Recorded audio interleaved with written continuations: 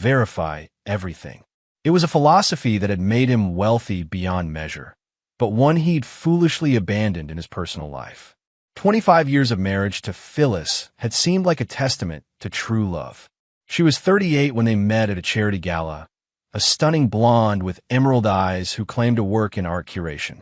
Fletcher had been immediately captivated by her sophistication and apparent vulnerability, a combination that had proven to be his greatest weakness. Their daughter Lindsay, now 22 and fresh out of Stanford with a degree in psychology, was the pride of Fletcher's life. She possessed his analytical mind, but had inherited what he believed was her mother's compassionate heart. Recently, she'd been helping them prepare to sell their Bellevue mansion, a task that had become necessary after Phyllis expressed her desire to downsize and travel.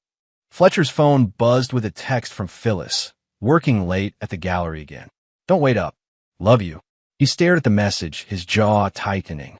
The gallery she claimed to manage had no record of her employment, something he discovered 3 weeks ago during a routine background check for their insurance renewal. That discovery had triggered a deeper investigation, one that revealed financial discrepancies he'd been too trusting to notice before. His private investigator, Malcolm Best, had been tracking Phyllis for 2 weeks. The preliminary reports painted a picture of a woman with an entirely fabricated identity, but Fletcher wanted irrefutable proof before making his move. In his world, preparation was everything, and patience was a weapon. The elevator chimed, and Lindsay appeared in his office doorway, her dark hair damp from the rain. "Dad, I finished boxing up Mom's study today. Some of those art books are incredibly heavy. I found some interesting things, though." Fletcher's attention sharpened.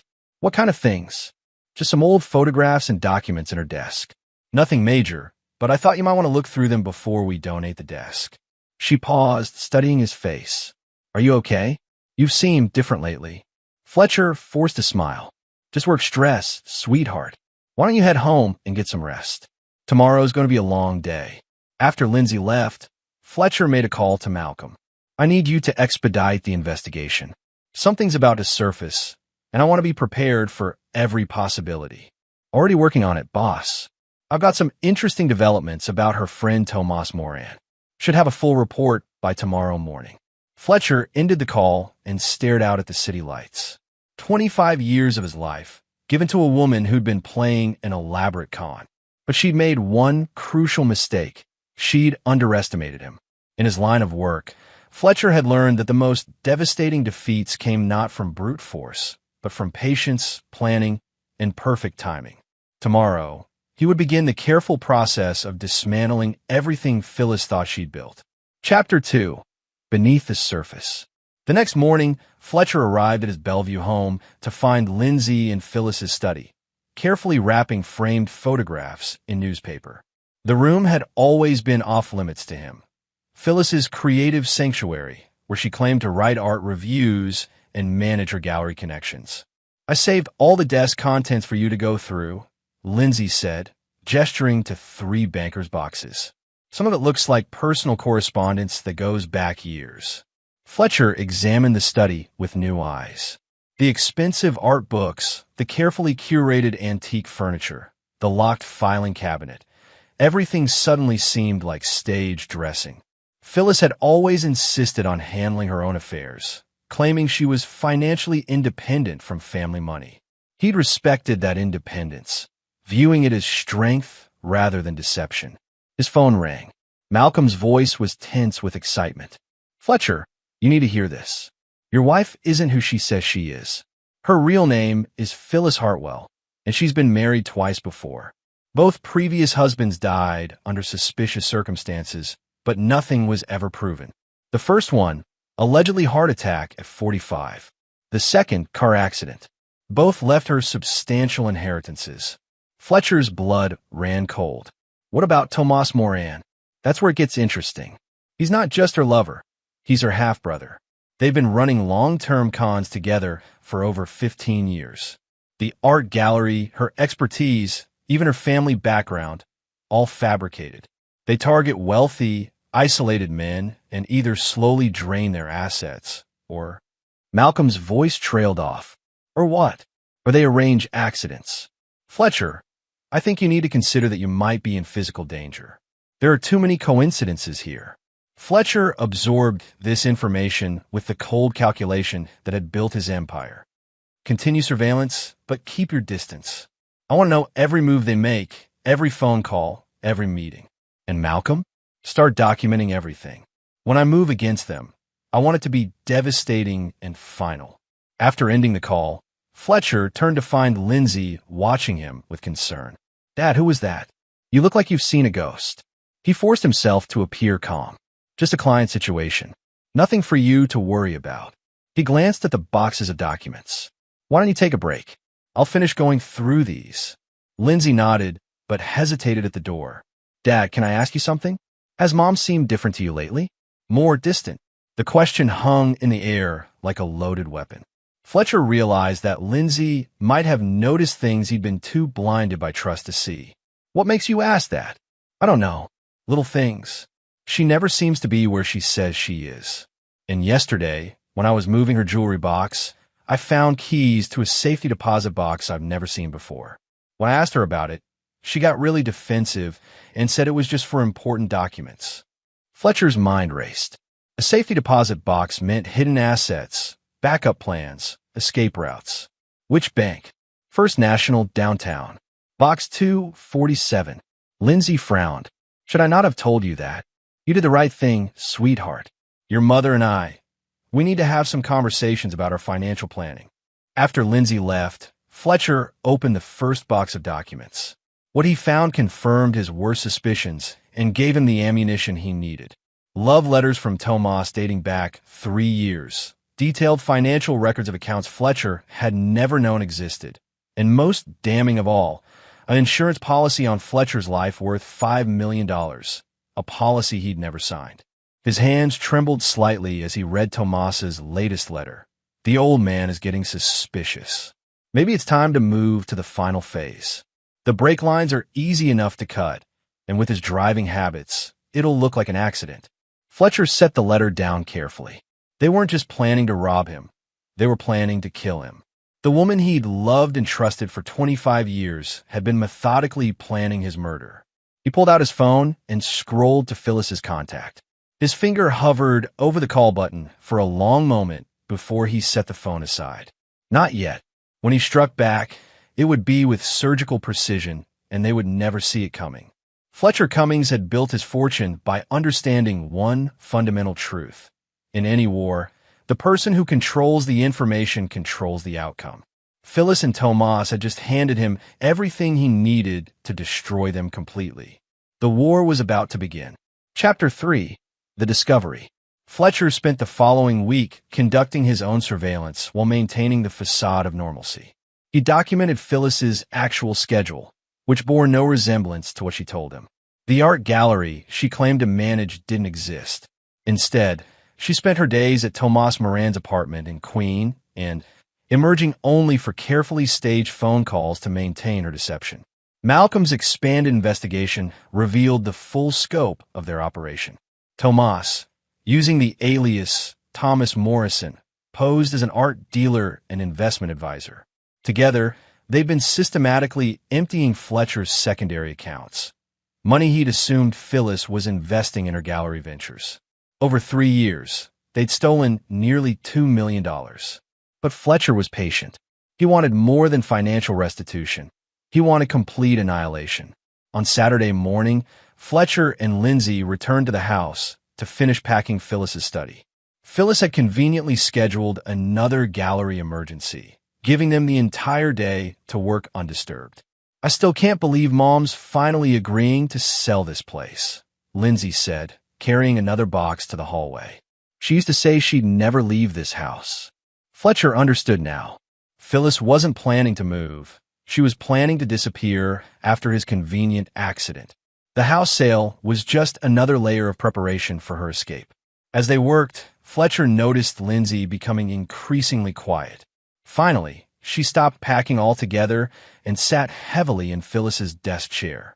Dad, I need to tell you something, and I don't know how to say it. Fletcher's pulse quickened. What is it, sweetheart? Yesterday, when I was at coffee with my friend Katie, I saw Mom. She was with a man I'd never seen before. They were intimate, like really intimate. And when I got closer to get a better look, I heard him call her Philly and say something about when this is all over. Fletcher felt the familiar cold rage building in his chest, but he kept his voice steady. Did you recognize the man? No, but he was older, maybe your age. Dark hair, expensive suit. They seem to know each other really well. Lindsay's voice broke slightly. Dad, I think Mom might be cheating on you. The moment had arrived sooner than Fletcher had planned, but he was ready. Why don't we finish up here first? Then we'll talk about what you saw. They worked in heavy silence for another hour. When they reached Phyllis's desk, Fletcher pulled out the bottom drawer completely, ostensibly to make it easier to clean. As he did, a manila envelope that had been taped to the back of the drawer fell to the floor. Lindsay picked it up. What's this? Fletcher examined the envelope. It was thick, sealed, and labeled in Phyllis's handwriting. Emergency Protocol, TM. Let's see what your mother's been hiding, Fletcher said grimly. As Lindsay opened the envelope, several items spilled out. A driver's license with Phyllis's photo, but the name Patricia Hartwell. A passport with the same false identity. And most shocking of all, copies of death certificates for two men Fletcher had never heard of, Charles Morrison and David Hartwell. Lindsay's hands began to tremble as she examined the documents. Dad, this driver's license, it's Mom, but the name is wrong. And these death certificates. She looked up at Fletcher with growing horror. Who are these men? Fletcher knew, but he let Lindsay process the implications herself. He watched as understanding dawned in her eyes. The same sharp intelligence he'd passed down to her working through the horrifying possibilities. These names, she whispered. The man I saw her with yesterday. He introduced himself as Tom Morrison to the barista. Fletcher nodded grimly. Lindsay, I need you to listen to me very carefully. Your mother is not who we thought she was, and I think we might be in danger. Before Lindsay could respond, they heard the front door open and Phyllis's voice calling out cheerfully. Hello? I'm home early. How's the packing going? Fletcher quickly gathered the documents while Lindsay sat frozen in the chair. Follow my lead, he whispered urgently. And whatever happens, act normal. Footsteps approached the study. Fletcher positioned himself so he could see the doorway while keeping the evidence hidden behind his back. When Phyllis appeared, her smile seemed different now, predatory rather than warm. How are my two favorite people doing? She asked, but her eyes were scanning the room, taking inventory of what they'd unpacked. Just finishing up the desk, Fletcher replied evenly. Lindsay found some interesting family photographs. Phyllis's gaze sharpened. Oh, which photographs? Lindsay, recovering her composure with remarkable speed, held up an innocuous family photo. Just some old vacation pictures. I thought you might want to keep them. Of course, darling. Although, Phyllis moved closer to the desk, her eyes now cold and calculating. I hope you haven't been going through my private papers. Some things are meant to stay private. The threat in her voice was unmistakable. Fletcher realized they were no longer looking at his wife and Lindsay's mother. They were facing a predator who'd been discovered. We would never invade your privacy, Fletcher said carefully. We're just helping with the packing, like you asked. Phyllis studied them both for a long moment, then smiled, but it never reached her eyes. Good. Well, I think that's enough for today. Why don't we all go out for dinner? I have some exciting news about our future plans. Fletcher knew those plans involved his death, but he nodded agreeably.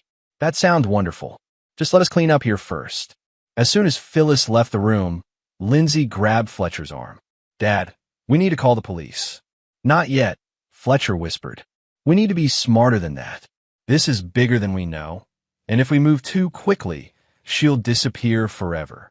He pulled out his phone and sent a quick text to Malcolm. Emergency. They know we know. Execute contingency plan immediately. The game had changed. Phyllis and Tomas had spent years planning Fletcher's destruction, but they'd made one fatal error. They'd underestimated the depth of his rage and the precision of his planning. Tonight, Fletcher would begin the systematic destruction of everything they'd built. And unlike their previous victims, Fletcher Cummings was a man who never forgot, never forgave, and never lost.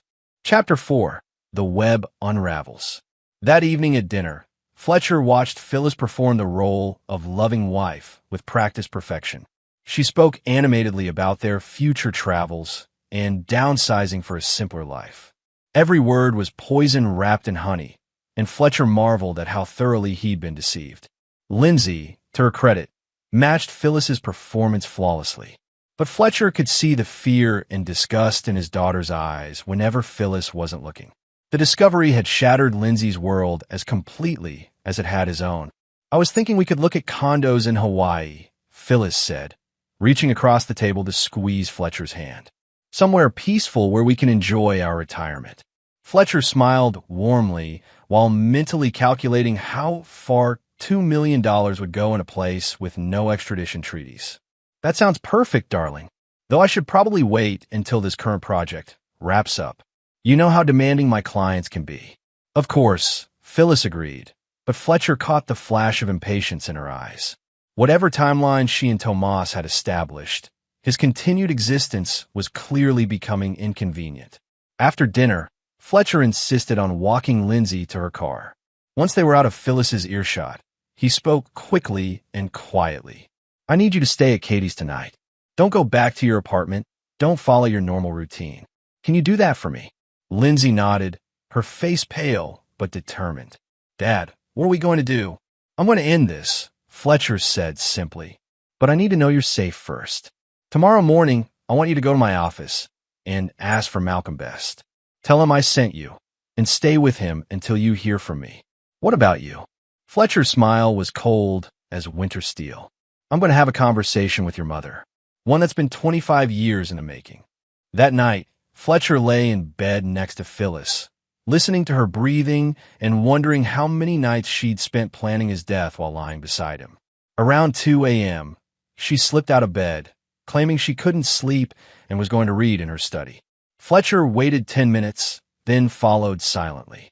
The study door was closed, but he could hear Phyllis's voice through the thin wood. She was on the phone, getting suspicious. "The girl found something today, I could tell." "No, I handled it, but we might need to move faster than planned. The brake lines would be better, more natural, tomorrow night when he drives to his client meeting." Fletcher had heard enough. He returned to bed and lay staring at the ceiling until dawn, his mind working through every detail of what would come next. The next morning, Phyllis was overly cheerful again, making Fletcher's favorite breakfast and chattering about their plans for the day. When she kissed him goodbye, Fletcher wondered if she was already imagining the insurance payout. At his office, Fletcher found Malcolm waiting with Lindsay and a comprehensive file that laid out the full scope of Phyllis and Tomas's operation. "It's even worse than we thought," Malcolm reported. "They've done this 6 times before. Always wealthy, isolated men. Always the same pattern. Long-term relationship, gradual financial drainage, then an accident. They've perfected it to an art form." Lindsay looked sick. "Those death certificates we found. 2 of their previous victims," Malcolm confirmed. Charles Morrison was a real estate developer in San Francisco. Heart attack at 45, no previous cardiac issues. David Hartwell was a tech entrepreneur in Portland. Single car accident on a road he'd driven hundreds of times. Fletcher studied crime scene photos and police reports. Why haven't they been caught? They're smart, they're patient, and they never leave loose ends. Each time, they change identities completely and move to a new city. They probably would have disappeared after your accident and started over somewhere else. "Would have," Fletcher repeated. "But they made a mistake." "What's that?" Fletcher's smile was terrifying in its coldness. "They chose me." He turned to Lindsay. "I need you to stay here with Malcolm today. Don't leave this building. Don't take any calls. Don't contact anyone. Can you do that?" Lindsay nodded, though her hands were shaking. "Dad, please be careful. If they're as dangerous as Malcolm says." "They are," Fletcher agreed. "But they've never faced someone who knows exactly who they are and what they're capable of. That levels the playing field considerably." Fletcher spent the day making careful preparations. He contacted his attorney, his banker, and several other professionals whose services would be crucial in the coming hours. Then he made a series of phone calls to contacts in law enforcement, private security, and other industries where absolute discretion was valued above all else. By By 6 p.m., everything was in place. Fletcher drove home with the knowledge that Phyllis and Tomas expected him to die that night. His car had indeed been tampered with. Malcolm's tech team had found the severed brake lines and carefully repaired them without leaving any evidence of the discovery. Phyllis greeted him at the door with champagne. I thought we should celebrate our decision to downsize. To new beginnings. Fletcher raised his glass, studying the woman who'd planned to murder him. To endings, he corrected quietly. What? To new endings, Fletcher clarified with a smile. Sometimes the old must die completely before the new can begin. Phyllis laughed, missing the threat entirely. You always were philosophical. After dinner, Fletcher announced he needed to meet with a client across town. Phyllis expressed concern about him driving at night, a performance so perfectly crafted that Fletcher almost admired her skill. I'll be fine, he assured her. The roads are clear tonight. He kissed her goodbye, wondering if she was already rehearsing her grief for the police. Fletcher drove his repaired car to his office, then switched to a different vehicle from his company's fleet. By 8 p.m., he was parked across the street from Tomas Moran's apartment building, waiting. He didn't have to wait long. At 8:30, Phyllis's car pulled into the parking garage. She was coming to celebrate her husband's murder with her accomplice and half-brother. Fletcher smiled in the darkness. The trap was set, and the prey was walking in willingly. Now the real game would begin. Chapter 5. The Perfect Storm. Fletcher watched from his surveillance position as Phyllis entered Tomas's building. Through his high-powered scope, he could see into the apartment's living room. Malcolm's team had installed listening devices throughout the space during Tomas's absence the previous day, so Fletcher could hear every word of their conversation through his earpiece. It should have happened by now, Phyllis was saying, pacing nervously across the room. The brake lines were completely severed. He couldn't have made it past the first hill. Tomas, a lean man with prematurely gray hair and cold eyes, poured 2 glasses of wine. Maybe he decided not to go to the meeting. These things require patience, Philly. We've never failed before. But what if he found something? The girl was acting strange yesterday, and Fletcher's been different lately. More watchful. Fletcher adjusted his position, studying the man who'd been planning his death. Tomas Moran was exactly what he'd expected, a predator who'd learned to disguise himself as civilized. But Fletcher had dealt with worse monsters in his line of work. You're paranoid, Tomas said dismissively. The old man trusts you completely. He has for 25 years. One more night won't matter. Easy for you to say, Phyllis snapped. You don't have to sleep next to him, knowing what's coming. Do you know how many times I've fantasized about just smothering him with a pillow? Fletcher's jaw tightened. Through his earpiece, he heard Tomas laugh. That's why we stick to the plan. Accidents are cleaner, and they pay better. $5 million in life insurance, plus whatever we can liquidate from his accounts before the estate gets frozen. We'll be set for life. What about the daughter? Fletcher's blood went cold. What about her? Tomas asked. She's too smart, and she was there when we found those documents. If she starts asking questions, then we handle her like we handled the Portland situation, Tomas said coldly. A grieving daughter commits suicide after losing her father. Tragic but believable. Fletcher closed his eyes, feeling the familiar rage building to dangerous levels. They weren't just planning to kill him. They were planning to murder Lindsay too. I should get back, Phyllis said. If he comes home, and I'm not there. He's not coming home, Philly. Trust me. Fletcher listened as they finalized their plans for the next phase of the operation. Tomas would call in the accident as a concerned friend. Phyllis would play the devastated widow. They'd wait a few weeks, then quietly liquidate everything and disappear. After Phyllis left, Fletcher made his move. He'd studied the building's security system and knew exactly how to disable the cameras without triggering alerts. The lock on Tomas's apartment was expensive, but not impregnable. Fletcher had it open in under 30 seconds. Tomas was washing wine glasses in the kitchen when Fletcher appeared behind him like a ghost. Hello, Thomas. Or do you prefer Tomas? Tomas spun around, dropping a glass that shattered on the floor. His face went white as he recognized Fletcher. Surprised to see me? Fletcher asked conversationally.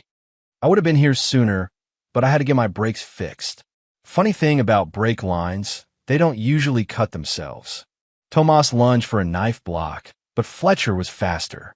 Years of military training and combat experience trumped Tomas's desperation. Within seconds, Tomas was on the floor with Fletcher's knee pressed against his throat. "Let me explain how this is going to work," Fletcher said quietly. "I know everything. Your real names, your previous victims, your offshore accounts, your escape plans. I know about the insurance policy you forged and the safety deposit box at First National. I know you've killed at least 6 men and planned to kill my daughter after you murdered me." Tomas struggled weakly. "You can't prove anything." Fletcher smiled.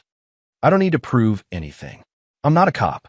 He applied pressure until Tomas's eyes rolled back, then eased off slightly. "Here's what's going to happen. You're going to call Phyllis and tell her there's been a complication. Tell her to come back here immediately. Then you're going to sit quietly while I explain the new rules of engagement. And if I refuse?" Fletcher's smile disappeared entirely. "Then I'll demonstrate exactly why my company's military contracts are so lucrative. And trust me, Thomas, you don't want that demonstration." 30 minutes later, Phyllis returned to find Fletcher sitting calmly in Tomas's living room, while Tomas himself was secured to a chair with military-grade restraints. "Fletcher," she gasped, her mask finally slipping completely. "What are you doing here?"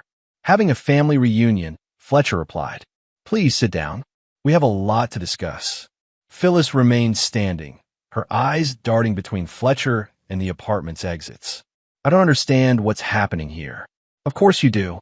You're Phyllis Hartwell. Thomas here is your half-brother Tomas Moran, and together you've murdered at least 6 men for their money. Tonight, you plan to add me and my daughter to that list." The last trace of Phyllis's deception evaporated. Her face hardened into something cold and calculating. "Prove it." Fletcher pulled out his phone and played a recording of their earlier conversation. As Phyllis listened to her own voice discussing his murder and Lindsay's planned suicide, all color drained from her face. 25 years, Fletcher said softly. 25 years of my life you stole with lies. You ate at my table, slept in my bed, watched me raise a daughter I thought was ours together, all while planning to kill us both. Fletcher, please. No. Fletcher's voice cut through her plea like a blade. The time for explanations is over. Now we discuss consequences. He stood up, and both Phyllis and Tomas seemed to shrink back from the cold fury radiating from him. You made 2 crucial mistakes, Fletcher continued. First, you underestimated my capacity for patience.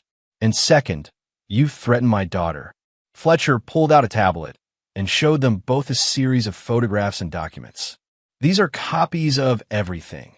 Your real identities, evidence of your previous murders, financial records of your theft, recordings of your conversations. One set has been delivered to the FBI. Another set goes to Interpol. A third set goes to a very enterprising journalist who specializes in cold cases.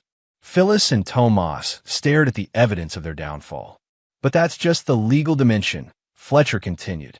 I've also contacted some old friends from my military days. People who specialize in finding individuals who don't want to be found. People who understand that some debts can only be paid in blood. What do you want? Tomas whispered. Fletcher's smile was terrifying. I want you to understand that your lives as you knew them are over. Completely, permanently, irreversibly over.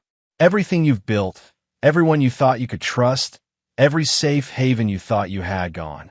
He leaned closer to Phyllis. But before we discuss your future, I want you to know exactly how thoroughly you've lost. Fletcher pulled out another phone and dialed. Malcolm? Send him in. Within minutes, Fletcher's study door opened and Lindsay entered, flanked by FBI agents and several of Fletcher's security team. Hello, Mother, Lindsay said coldly. Or should I call you Phyllis Hartwell? Phyllis stared at her daughter in shock. Lindsay, sweetie, this is all a misunderstanding. No more lies, Lindsay interrupted. I heard the recordings. I know you plan to kill me too. The devastation in Phyllis's eyes was complete. She'd lost everything. Her cover, her targets, her freedom, and most importantly, the daughter she'd never expected to care about. Fletcher watched with cold satisfaction as the FBI agents read them their rights. But this was only the beginning. Legal justice was too clean, too merciful for what they'd done. Fletcher Cummings was just getting started. Chapter 6. The Reckoning. The FBI arrested Phyllis and Tomas that night, but Fletcher knew the legal system would be only the first layer of their punishment. While they sat in federal holding cells, he put the second phase of his plan into motion. Over the next week, Fletcher methodically dismantled every aspect of their criminal network. Using his connections in private security, international banking, and law enforcement, he tracked down their offshore accounts, their hidden assets, and their escape routes. But more importantly, he identified their other victims. There were 12 men over 15 years, Malcolm reported during a meeting in Fletcher's office. 6 confirmed dead, 6 others who survived but lost everything. The survivors are scattered across the country, most of them financially ruined and psychologically destroyed. Fletcher studied the files. Each victim had followed the same pattern: successful, isolated men who'd been systematically drained of their wealth and, in many cases, their lives. Contact them all. Tell them we're organizing something special. What kind of special? Fletcher's smile was cold. A support group. While the FBI built their case, Fletcher flew across the country meeting with Phyllis and Tomas's survivors. What he found was a collection of broken men whose lives had been shattered by the same predators who'd targeted him. Dr. Peter Richmond, a surgeon from Denver, had lost his medical practice and his reputation when Phyllis's false accusations of abuse surfaced during their divorce proceedings. Wallace Neal, a tech entrepreneur from Austin, had suffered a nervous breakdown when his version of Phyllis disappeared with his company's development funds. Each man had a similar story of trust betrayed and lives destroyed. They're going to prison, Fletcher told the group when they gathered in his Seattle conference room. But that's not enough. Prison is too comfortable for what they've done to us. What are you suggesting? Asked Chuck Reese, a former investment banker whose wife's suicide had actually been murder. Fletcher smiled. I'm suggesting we give them a taste of their own medicine. They've spent 15 years making us suffer. I think it's time they understood what that feels like. Over the next month, Fletcher orchestrated a campaign of psychological warfare that would have impressed military strategists. Using his network of contacts, he ensured that Phyllis and Tomas's every moment in prison was a calculated misery. Their cell assignments were arranged to put them in contact with inmates who'd lost family members to domestic violence. Inmates who didn't appreciate con artists who targeted loving husbands. Their commissary accounts were mysteriously frozen and unfrozen at random intervals. Their legal mail was delayed, their phone privileges revoked for minor infractions, and their visitor requests denied on technicalities. But Fletcher's masterstroke was more subtle. He hired a team of psychologists and social engineers to conduct a long-term study on criminal rehabilitation. Phyllis and Tomas were selected as subjects, meaning they were subjected to daily interviews, evaluations, and experiments designed to break down their psychological defenses. How does it feel? Dr. Allison McCormick asked Phyllis during one session. To know that your daughter has publicly disowned you and changed her name? Phyllis had indeed lost Lindsay forever. After learning the truth about her mother's identity and crimes, Lindsay had legally changed her surname to her middle name, Warren, and cut off all contact. The loss of her daughter was devastating Phyllis in ways that prison never could. Meanwhile, Fletcher made sure their crimes received maximum publicity. He hired a documentary filmmaker to create an expose that aired on major networks. He funded a true crime podcast that detailed their methods and victims. He ensured that their names became synonymous with betrayal and murder. The goal, Fletcher explained to his fellow survivors, is to make sure they never have a moment's peace, never feel safe, never stop looking over their shoulders. Even if they eventually get released, their lives will be a constant reminder of what they've done. Tomas broke first. After 6 months of Fletcher's psychological campaign, he attempted suicide in his cell. He survived, but the attempt earned him a transfer to a psychiatric facility where the conditions were even worse than prison. Phyllis held out longer, but Fletcher was patient. He'd learned patience from her betrayal, and now he wielded it like a weapon. Every day brought new psychological pressure, new reminders of what she'd lost, new evidence that her old life was permanently over. The legal proceedings dragged on for 18 months, during which Fletcher's campaign never let up. By the time Phyllis and Tomas were finally sentenced, life in prison without parole for multiple counts of murder, they were broken shells of their former selves. But Fletcher wasn't done. "Prison is just the beginning," he told Malcolm as they watched the sentencing on television. "They took 25 years of my life. I'm going to make sure their remaining years are a constant reminder of that debt." Fletcher's final move was perhaps his most ruthless. Using his connections in the prison system, he arranged for Phyllis and Tomas to be housed in different facilities on opposite sides of the country. But he made sure they could communicate with each other, just enough to maintain hope of reunion, but never enough to plan or find comfort. Then he began sending them updates on Lindsay's life. Every month, Phyllis received a package of photographs and news clippings showing Lindsay's success and happiness. Lindsay had returned to school for her PhD, gotten engaged to a wonderful man, and was building a life that explicitly excluded any memory of the woman who'd claimed to be her mother. The photographs showed Lindsay at her engagement party, at her graduation, at her wedding, all events Phyllis would never be part of. Each package included a note. "Your daughter is happy. She doesn't need you. She never thinks about you." Tomas received similar packages, but is focused on the other victims who were rebuilding their lives. Peter Richmond had reopened his medical practice. Wallace Neal had started a new company. Chuck Reese had remarried and found peace. Each success was a reminder that their victims had survived while their predators rotted in cages. "Isn't this enough?" Malcolm asked after the third year of Fletcher's campaign. "They're already destroyed." Fletcher considered the question seriously. "They took everything from me, my trust, my love, my sense of safety, 25 years of my life. They plan to take my daughter's life, too. They destroyed at least 12 other men, killed 6 people, and felt no remorse." He paused, staring out his office window at the Seattle skyline. "No," he said finally, "it's not enough. It will never be enough. They chose to be monsters, and monsters don't deserve mercy." Fletcher Cummings had learned the hard way that some betrayals cut so deep they change a person's fundamental nature. Phyllis and Tomas had turned him into something colder, more calculating, and infinitely more dangerous than the trusting man he'd once been. They would spend the rest of their lives paying for that transformation. Chapter 7. The Final Revelation. 3 years after the sentencing, Fletcher received an unexpected visitor. Sean Gross, a federal prosecutor who'd worked the case, requested a private meeting that couldn't be conducted at Fletcher's office or home. They met at a secluded restaurant outside Seattle, where Gross delivered news that changed everything Fletcher thought he knew about his story. "There's something you need to know about Phyllis," Gross said quietly. "Something that came out during a separate investigation." Fletcher leaned forward. "What kind of something?" "Lindsay isn't her biological daughter." The words hit Fletcher like a physical blow. "What?" "We ran DNA tests as part of a different case. Phyllis kidnapped Lindsay when she was 3 years old from a family in California. The Warrens, her real parents, have been searching for her for almost 20 years. Fletcher felt the world shift beneath him. "That's impossible.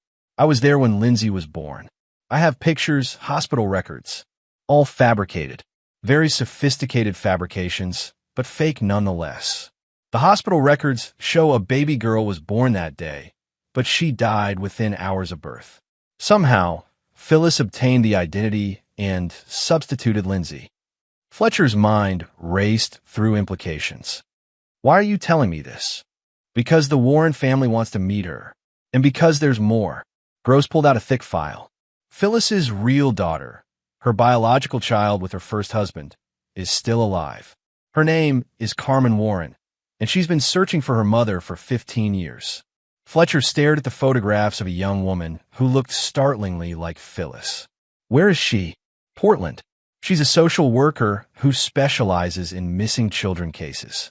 She became obsessed with finding her mother after Phyllis disappeared when she was 7 years old." The revelation recontextualized everything Fletcher thought he understood about his situation. Phyllis hadn't just been a con artist. She'd been a child abductor who'd built her life on stealing other people's children. There's one more thing, Gross continued. Carmen Warren has been working with us to build additional cases against her mother. She wants to testify about Phyllis's real character. Fletcher absorbed this information with growing fury. Not only had Phyllis stolen 25 years of his life and planned his murder, but she'd built their entire relationship on the foundation of kidnapping a child. I need to see Lindsay, Fletcher said. Actually, she's already been informed. She's waiting outside. Lindsay entered the restaurant looking shaken but determined. Fletcher studied her face, searching for signs of the traumatic loss she'd experienced but couldn't remember. I know, she said simply. About everything. About who I really am, about my biological parents, about Carmen. Fletcher reached across the table and took her hand. How are you handling this? I'm angry, Lindsay said quietly. Angrier than I've ever been in my life. That woman didn't just steal your life and try to kill us. She stole my entire childhood, my real family, my identity. What do you want to do? Lindsay's expression hardened in a way that reminded Fletcher of himself. I want to make sure she knows. I want her to understand that every single thing she built was a lie, and that her real daughter hates her for what she's done. Fletcher smiled grimly. His daughter, regardless of biology, was definitely his child in the ways that mattered. I think, Fletcher said slowly, it's time for a family reunion. 2 weeks later, Fletcher arranged for a special visit to Phyllis's prison. Using his connections and a carefully crafted legal pretext, he secured permission for an impact statement session that would allow multiple victims to confront Phyllis simultaneously. Phyllis was brought to the visitor's room expecting to see her lawyer. Instead, she found Fletcher, Lindsay, Carmen Warren, and 2 representatives from the Warren family, Lindsay's biological parents. The shock on Phyllis's face was complete. For the first time in 3 years of psychological warfare, Fletcher saw genuine surprise in her eyes. Hello, Phyllis, Fletcher said calmly. I brought some people you should meet. Phyllis stared at Carmen with undisguised horror. Carmen? What are you doing here? Looking for my mother, Carmen replied coldly. The same mother who abandoned me when I was 7 years old to go play house with stolen children and murder innocent men. Phyllis's gaze shifted to the Warrens, and understanding dawned. No, that's not possible. Hello, Sarah, said June Warren, Lindsay's biological mother. That's her real name, she explained to Fletcher. Sarah Elizabeth Warren. We've been looking for her for 19 years. Lindsay, Sarah, stared at her biological parents with a mixture of recognition and grief. I remember you, she whispered. I remember a yellow bedroom and a dog named Max. June Warren began crying. You love that dog so much. We never stopped hoping we'd find you. Fletcher watched Phyllis process the complete destruction of her legacy. Not only had her criminal career ended in permanent imprisonment, but her stolen daughter had been returned to her real family, and her biological daughter despised her. This isn't possible, Phyllis repeated, but her voice lacked conviction. It's not only possible, Fletcher said, it's permanent. Sarah is going to rebuild her relationship with her real family. Carmen is going to testify against you in federal court. And you're going to spend the rest of your life knowing that everything you touched turned to ashes. Phyllis looked desperately at Lindsay. Sarah, please, sweetheart. I raised you. I loved you. You kidnapped me, Sarah replied with ice-cold precision. You stole me from people who actually loved me, and you used me as a prop in your murder schemes. Everything about my childhood was a lie. That's not true. It is true, Carmen interrupted. Just like everything else about you is a lie. You were never a mother to me, and you were never a mother to her. You're a thief and a murderer, and you deserve everything that's happened to you. Fletcher watched Phyllis crumble. In that moment, he realized his revenge was complete. She'd lost everything. Her freedom, her identity, her schemes, and now, most crushingly, both daughters. There's one more thing, Fletcher said as the visit ended. Tomas received a similar visit last week. His victims' families wanted to meet him too. From what I hear, he took it about as well as you are. As they prepared to leave, Fletcher leaned close to Phyllis. 25 years, he whispered. You owe me 25 years, and I collect my debts with interest. Every day, for the rest of your life, you'll remember this moment. Every day, you'll know that you lost completely. Phyllis stared at him with empty eyes.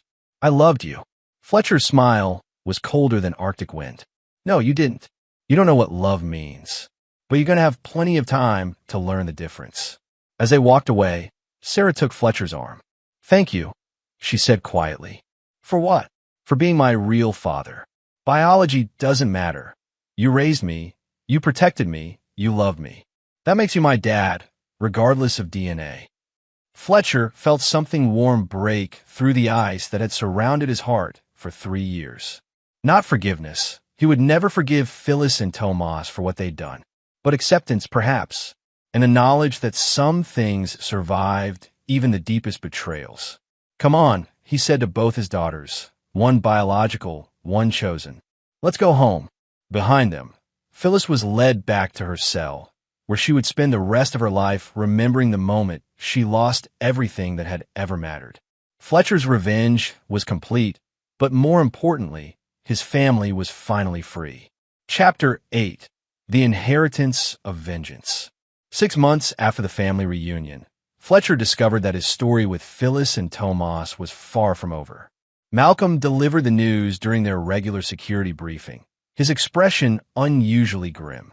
We have a problem, Malcolm announced, sliding a thick file across Fletcher's desk.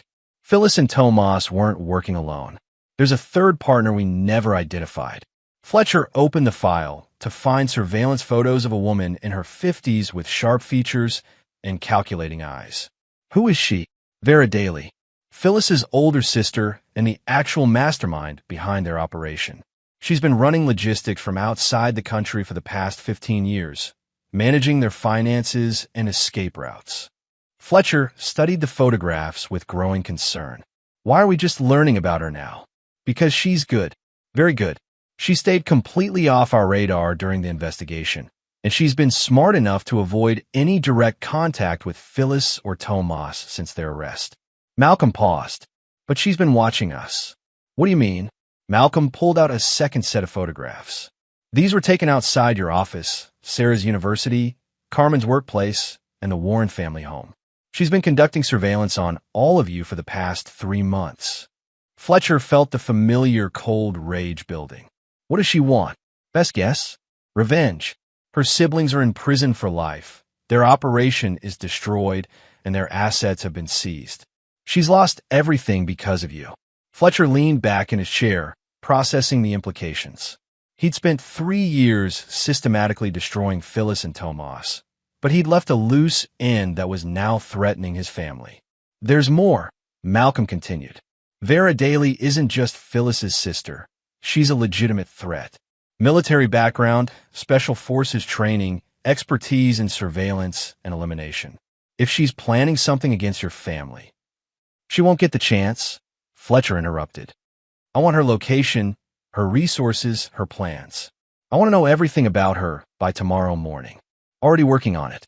But Fletcher, this woman is different from Phyllis and Tomas. She's not a con artist or a manipulator. She's a soldier. If you're planning to go after her the same way. I'm not, Fletcher said quietly. This time, I'm going to end it permanently. That evening, Fletcher called an emergency family meeting. Sarah, Carmen, and the Warrens gathered at his Bellevue home, where Fletcher explained the new threat. So we're still not safe? Asked June Warren, her face pale with worry. Not yet, Fletcher admitted. But we will be. I'm going to make sure of it. Carmen studied the surveillance photos with professional interest. These are good quality, taken with expensive equipment. She's been planning this for months. What would you do? Fletcher asked her. If I were her, I'd target the thing that hurt my family the most. In this case, that's you and everyone you care about. Carmen's expression hardened.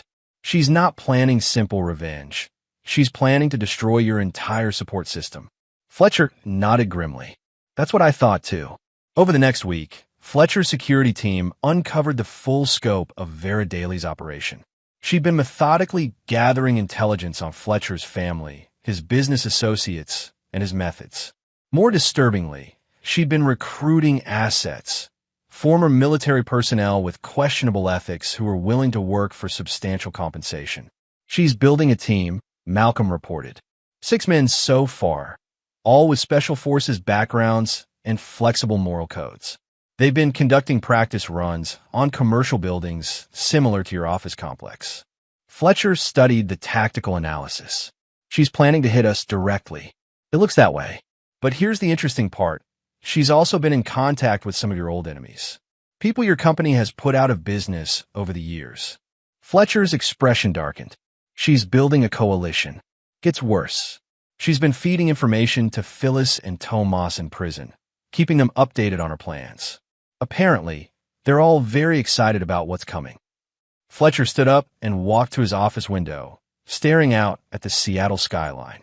For 3 years, he believed his revenge was complete. Now he realized he'd been fighting only 2/3 of the enemy. Malcolm, he said quietly, how many people have we helped over the years? Victims of fraud, corporate espionage, extortion. Hundreds, maybe thousands when you count the secondary effects. And how many of them would be interested in settling some old scores? Malcolm's smile was sharp. All of them. Fletcher turned back to face his security chief. Then it's time to collect some favors. If Vera Daly wants a war, she's going to get one. But it won't be the war she's expecting. Fletcher spent the next month building his own coalition. Using his network of contacts in law enforcement, private security, and corporate intelligence, he assembled a group of professionals who had their own reasons for wanting to see Phyllis's operation completely destroyed. Dr. Peter Richmond brought his connections in the medical community, professionals who've been targeted by medical fraud schemes. Wallace Neal provided tech expertise and cyber warfare capabilities. Chuck Reese offered financial intelligence and banking connections. But Fletcher's most valuable ally turned out to be Carmen Warren. I've been working missing children cases for 15 years, she explained during a strategy meeting. I know how these networks operate, and I know their weaknesses. Vera isn't just planning to hurt your family. She's planning to restart the entire operation with new targets. What do you mean? Carmen pulled out her own files. I've been tracking similar cases across the country. Wealthy men whose wives died or disappeared under suspicious circumstances, children who vanished without a trace, financial crimes that followed the same patterns as Phyllis and Tomas's work. Fletcher studied the evidence. You think there are more of them? I think Phyllis and Tomas were just one cell in a larger network. And I think Vera Daly has been running that network from the shadows for decades. The revelation changed everything. Fletcher realized he wasn't just fighting for his family's safety.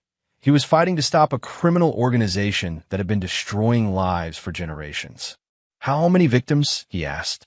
Potentially hundreds, maybe thousands over the years. The operation is bigger than we ever imagined. Fletcher felt the familiar cold rage building, but this time it was focused on something larger than personal revenge.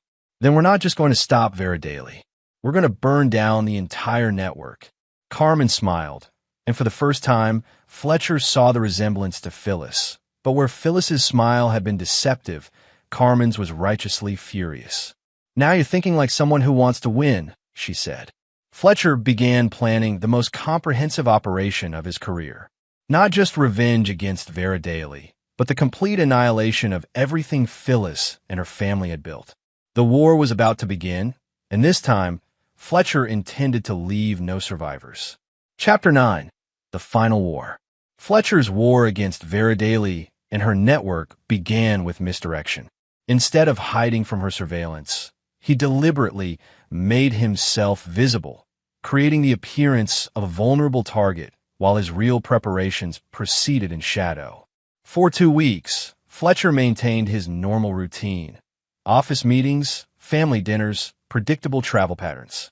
Meanwhile, his expanded team worked around the clock to map Vera's entire operation. Carmen's investigation had revealed the scope of their enemy. The network included 12 active cells across North America, each running variations of Phyllis and Tomas's long-term con schemes. Over 30 years, they'd stolen an estimated $50 million and killed at least 24 people. It's a family business, Carmen explained during a briefing. 3 generations of criminals, all working variations of the same basic con. Vera's been a strategic mastermind since the 1990s. Fletcher studied organizational charts that mapped 3 decades of systematic murder.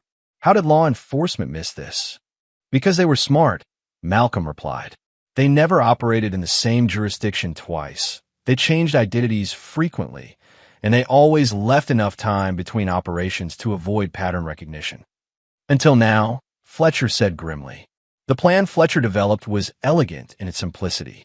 Instead of trying to capture or eliminate Vera Daly, he would trick her into destroying her own network. Phase 1 began with carefully leaked intelligence. Through contacts and law enforcement, Fletcher ensured that evidence of the network's crimes reached federal investigators in multiple jurisdictions simultaneously. Within days, FBI task forces were forming in 6 different cities. But Fletcher didn't wait for the legal system to act. Phase 2 involved Sarah and the psychological warfare tactics she'd learned from watching Fletcher's 3-year campaign against her kidnappers. I'm going to visit Phyllis again, Sarah announced during a family strategy meeting. But this time, I'm going to give her something she wants. What? Fletcher asked. Hope, Sarah replied with a cold smile that reminded everyone exactly whose daughter she really was. Sarah's visit to Phyllis was carefully choreographed theater. She told Phyllis that she'd been having doubts about Fletcher, that she was beginning to remember the good times from her childhood, and that she might be willing to rebuild their relationship. But only if you help me understand the truth, Sarah said during the recorded conversation. I need to know everything about your family, your real plans, how the network operated. I need to understand who you really are. Phyllis, desperate for any connection with her stolen daughter, provided a complete confession. She detailed the network structure, identified key players, and revealed operational secrets that had been hidden for decades. But most importantly, she told Sarah exactly how to contact Vera Daly. Phase 3 was Fletcher's masterstroke. Using Phyllis's information, Sarah made contact with Vera under the pretense of being a potential recruit. She presented herself as a young woman who'd been corrupted by learning the truth about her mother's crimes and wanted to join the family business. I have access to Fletcher's security systems, Sarah told Vera during their first phone conversation. I know his routines, his weaknesses, his plans. I can give you everything you need to destroy him. Vera, hungry for revenge and convinced that Sarah was genuinely turned against Fletcher, began sharing operational details. She revealed the location of her base of operations, the identity of her recruited mercenaries, and most crucially, the timing of her planned attack. Fletcher listened to the recorded conversations with cold satisfaction. Vera Daly, like her sister before her, had fallen for the same fundamental mistake. She'd underestimated the people she was trying to destroy. Phase 4 began on a cold Seattle morning when Vera's mercenary team moved into position around Fletcher's office building. They were expecting to find their target following his normal routine, vulnerable and unaware. Instead, they walked into the most sophisticated ambush Fletcher had ever orchestrated. Every member of Vera's team was taken down simultaneously by Fletcher's expanded security force. The building had been evacuated hours earlier. The surveillance cameras had been recording everything, and federal agents were waiting in position to make arrests. But Vera Daly herself wasn't among the captured mercenaries. She's smarter than that, Carmen observed as they watched the arrest from Fletcher's safe house. She would never put herself in direct danger. Fletcher smiled grimly. I'm counting on it. Phase 5 was personal. While federal agents processed her captured team, Vera Daly received a phone call from her sister's stolen daughter. It's done, Sarah told her. Fletcher's dead, along with his security team. But there's a problem. What kind of problem? The FBI was already investigating. They had surveillance teams in place. I think someone leaked information about the network. Vera's voice turned cold. Who? I think it was Phyllis. She's been talking to federal investigators, trading information for better prison conditions. She gave them everything: names, locations, operational details. The lie was perfectly crafted. Vera Daly, convinced that her sister had betrayed the entire network to save herself, made the exact decision Fletcher had been counting on. She decided to eliminate Phyllis personally. 2 days later, Vera Daly attempted to infiltrate the federal prison where Phyllis was being held. Her plan was simple: kill her sister before she could provide any more information to investigators. But Fletcher's team was waiting. The final confrontation took place in the prison parking lot, where Vera found herself surrounded by federal agents, local police, and Fletcher himself. "Hello, Vera," Fletcher said calmly. "Your sister sends her regards." Vera Daly stared at Fletcher with undisguised hatred. "You're supposed to be dead. So were a lot of people your family killed over the years. The difference is I fight back." As federal agents arrested Vera Daly, Fletcher felt the satisfying completion of a plan 3 years in the making. The network that had destroyed so many lives was finally broken. But he wasn't finished. Over the following months, Fletcher used his evidence and connections to ensure that every member of the criminal network faced justice. Federal investigations in 12 cities resulted in 47 arrests. Millions of dollars in stolen assets were recovered and returned to victims' families. The legal proceedings took 2 years, but Fletcher was patient. He attended every trial, watched every sentencing, and made sure every victim's family knew that justice had finally been served. Phyllis died in prison during the second year of trials, officially of natural causes, though Fletcher suspected the psychological pressure of learning that her entire network had been destroyed might have contributed to her heart failure. Tomas lasted another 6 months before following his sister into death. His suicide note contained only 2 words: "Fletcher wins." Vera Daly received multiple life sentences without the possibility of parole. Her last words to Fletcher, spoken during the final sentencing hearing, were a promise of revenge from beyond the grave. Fletcher's response was simple: "There won't be anyone left to carry it out." Epilogue: The price of betrayal. 5 years after Vera Daly's arrest, Fletcher Cummings stood in the garden of his new home in Montana, watching Sarah play with her 3-year-old daughter. Sarah had married Carmen's brother and taken the Warren name permanently, finally reclaiming the identity stolen from her in childhood. Carmen visited frequently, having relocated to Seattle to work with Fletcher's Foundation, an organization dedicated to helping victims of long-term fraud and identifying criminal networks before they could claim new victims. The Warren parents had become Fletcher's closest friends, bonded by their shared experience of loss and recovery. June Warren often said that Fletcher had given them back their daughter, but Fletcher knew the truth was more complex. They'd all saved each other. Fletcher himself had changed in ways both subtle and profound. The betrayal had made him harder, more suspicious, less willing to trust. But it had also shown him the difference between the family you're born into and the family you choose. He'd never remarried, never again allowed anyone that level of access to his heart. Some wounds, he'd learned, don't heal. They just teach you to live differently. But watching Sarah with her daughter, seeing Carmen find peace in helping other victims, knowing that the Warren family was whole again, these things gave Fletcher a satisfaction deeper than any business success ever had. His phone buzzed with a text from Malcolm. New case. Similar pattern to the old network. Interested, Fletcher looked at his chosen family, then back at the message. Some fights, he learned, never really end. They just moved to new battlefields. He typed back, "Send me everything." Because Fletcher Cummings had learned one crucial truth from his war with Phyllis and her family. Some people exist to hurt others, and the only way to stop them is to be willing to hurt them back. He'd spent 3 years teaching Phyllis and Tomas the price of betrayal. He'd spent 2 more years dismantling their entire network. And he'd spend however many years remain teaching the same lesson to anyone else who thought they could prey on innocent people. Fletcher Cummings never forgave, never forgot, and never stopped hunting the monsters who hid among humanity. It was a hard way to live, but it was the only way he knew how to protect the people he loved. And in the end, that was enough. And there you have it. Another story comes to an end. What did you think? I'd love to hear your thoughts in the comments below. If you enjoy this story, consider joining our community by subscribing. It means the world to us.